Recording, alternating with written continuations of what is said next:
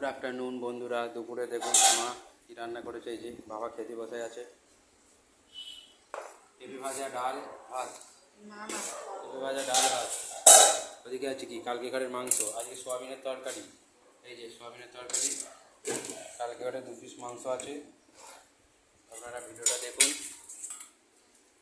এই যে সোয়াবিনের তরকারি পাতে পড়ছে, দেখতে থাকুন।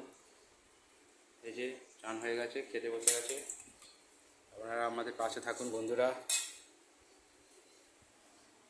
2 পিস মাংস আছে, 1 পিস আলু আছে, পেঁপে ভাজা,